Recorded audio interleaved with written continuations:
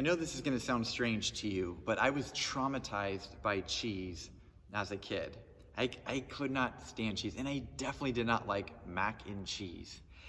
And so one day as about a 6-year-old, I was invited to a birthday where that was the main entree. And the worst thing was there was chocolate candy like in my sight, but I couldn't have it until I ate the mac and cheese. Now, first of all, you don't make someone finish their main entree at a birthday party for 6-year-olds. But second, I just could not bring myself to do it. And finally, the mom of the kid said, if you eat just one bite, you can have dessert. So as I was going to take a bite, I had a cup of water nearby.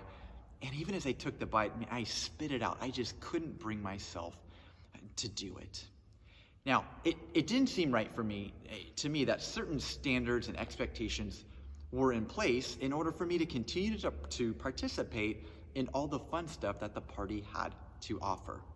Now, you and I could debate whether in this specific instance, the standards that I was expected to abide by were taken too far. But I think if we broaden this theme, as far as having standards and expectations by which we are to live by, we would all agree that they are necessary. So we've been away from the book of 1 Corinthians for a couple weeks, but we are diving back in. And I've entitled these devotions, Chaos in Corinth. And today, we might see some of the pinnacle of that chaos and throughout chapter 5 that we're looking at this week. And so we are going to see today that the chaos that's abounding in this church is in danger of really just causing there to be no standard and no expectations whatsoever for conduct. So let's dive in. We're going to read just the first 2 verses today, and here's how it reads. It is actually reported that there is sexual immorality among you, and of a kind that even the pagans do not tolerate. A man is sleeping with his father's wife.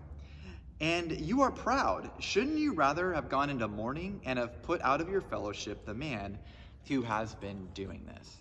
Now, perhaps with all the different ways that the word love is thrown around in our society nowadays, we might need to think about redefining what love is from a biblical perspective.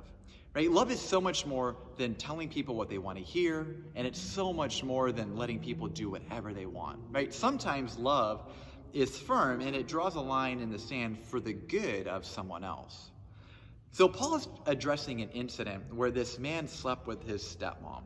Now, perhaps the bigger problem, though, is that this church is taking a very, nonchalant attitude towards it. Right? They don't see it as a big deal, and therefore they're sweeping this, horrific situation under the rug. And Paul has a much different approach, though. Right? He is basically saying, we can't be cavalier about this. And instead he's saying, hey, you need to remove this person from your fellowship. Now, at first glance, this concept it's hard to swallow. Because, we can say, wait a minute, doesn't he need to be around church people if he has any hope of getting better? Perhaps, but clearly that's been happening and it hasn't worked. Now, we're going to cover much more of this in the next few days. But for now, I want to encourage us to rethink our definition of love. Sometimes the most loving thing we can do is to hold someone accountable. So I want to leave you with these 2 questions. First, how do you define love? And then second, who is someone in your life where the most loving thing to do is to perhaps hold them accountable for their good?